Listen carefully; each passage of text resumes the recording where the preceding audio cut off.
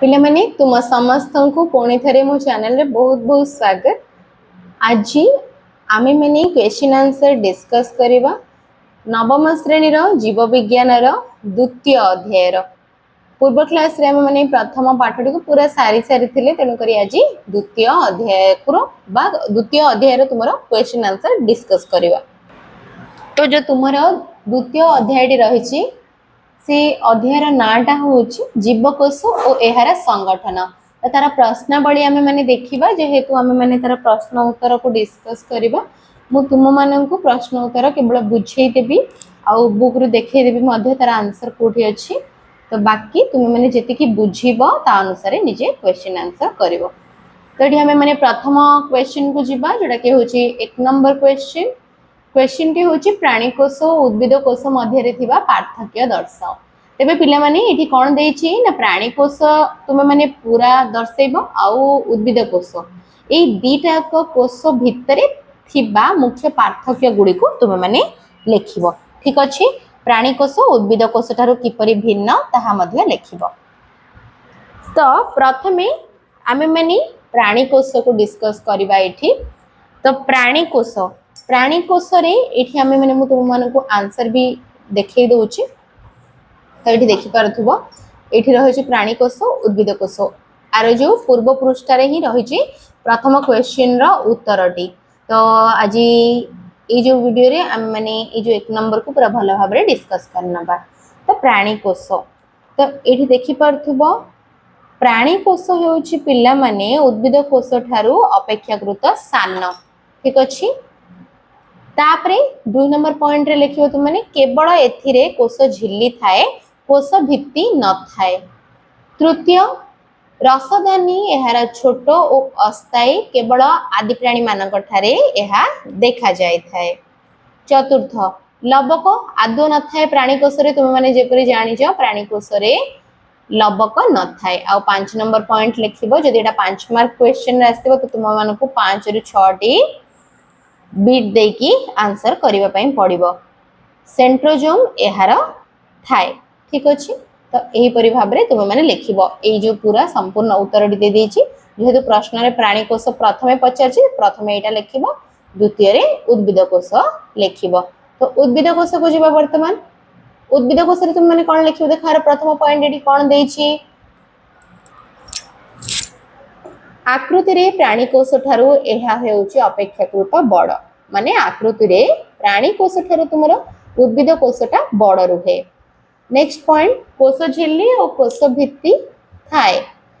तो मु तुम मानकु जेमति बुझेले बेले क्लास रे बुझेइथिली उद्भिदकोश रे कोन कोन रही छे कोश झिल्ली और कोश भित्ति उभय थाए। एथिरे एहर रसधानी बा वैक्यूल गुडी को स्थायी भाव रे रही थाए एथिरे उद्भिदकोश रे।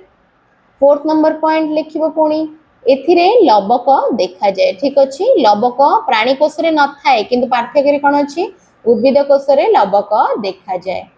तापरे शेष पॉइंट प्राणीकोश रे कोन थिला ना सेंट्रोजोम थिला किंतु उद्भिदकोश रे सेंट्रोजोम नामक कोश अंगिका न थाए। तो ये हला पिला माने तुमरो प्रथम क्वेश्चन रो उत्तर प्राणीकोश और उद्भिदकोश मध्य रे थिबा पार्थक्य। ठीक अछि, तो एठी हम माने प्रथम क्वेश्चन को डिस्कस करनेले। एबे जीवा पिला माने द्वितीय क्वेश्चन को। द्वितीय क्वेश्चन देछि तुमरा कोश झिल्ली रा गठन और कार्य विषय रे लेख। तो चलो एठी बुक रे ही तुम माने को आर आंसर मध्य मिली जिवो। तो देखो पिला माने एठी बुक रे ही तारा आंसर अछि। तो एठु ही तुम माने को तारा आंसर ता बाहर करिवा पई पड़िबो। तो कोश झिल्ली बा प्लाज्मा मेम्ब्रेन। तो आर उत्तर माने तुम माने को किपरि करिवो। तो जेहेतु आर गठनटा किपरि देछि और आर कार्य कोन कोन एटा लिखिया पई देछि। तो तुम माने एपरि लिखिबो कोश भितरे थिबा कोशर विभिन्न उपादान को आवृत करी रखिथिबा आवरणटी को ही कोन कहा जाए कोश झिल्ली कहा जाए। तबे कोश भितरे जो कोशर विभिन्न उपादान कोश भितरे अन्य उपादान मध्ये रहिछि। तो ता ऊपर जो आवरणटा को ही कोन कहा जाए कोश झिल्ली बा प्लाज्मा मेम्ब्रेन कहा जाए। आउ एहा छिद्र युक्त मध्य जेहेतु आर जो कोष आवरण छिद्र युक्त तेणु करी यह कौन कह जाए ना अर्धपारगम्य झिल्ली कह जाए।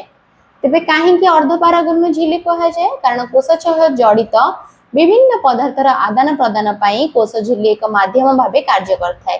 तेणु कोष झिल्ली देई कोष भितर को बाहर को समस्त पदार्थ केबे हेले भी यातायात करि पारे नहीं। केवल केतेक निर्दिष्ट पदार्थर कोष भितर को जीवा और बाहर को आसबा संभव होता है। तेणु कोष झिल्ली को एक अर्धपारगम्य झिल्ली बोली कहा जाए बा सेमी परमिएबल मेम्ब्रेन बा सिलेक्टिवली परमिएबल मेम्ब्रेन बोली कहा जाए। केवल तुम माने ओडिया रे एतिकी ही लिखि परिबो। तेणु कोष झिल्ली को एक अर्धपारगम्य झिल्ली बोली कहा जाए। तापरे नेक्स्ट पॉइंट तुम माने लिखिबो कोष झिल्ली माध्यम रे विभिन्न पदार्थर यातायात आर कार्य भी पचारछि ना। तेणु करी हमें कार्य भी लिखिबा तार कार्य देकी लिखिबो गठन रे बस एतिकी ही तुम माने लिखिबो अर्धपारगम्य झिल्ली पर्यंत। तापरे कार्य रे तुम माने लिखिबो कोष झिल्ली माध्यम रे विभिन्न पदार्थर यातायात साधारणतः विसारण परासरण और सक्रिय परिवहन प्रक्रिया माध्यम रे संपादित होई थाए। ठीक अछि। तो ये होछि आर कार्य ए पॉइंट गुड़िक लिखिबो तुम माने कार्य रे।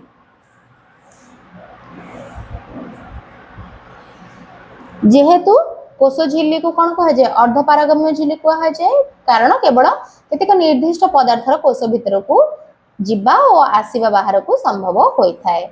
आ गोटे नेक्स्ट पॉइंट रे तुम माने लिखिबो कोष झिल्ली देई जल अणुर यातायात प्रक्रिया परासरण पद्धति रे समाहित होता है। ठीक अछि।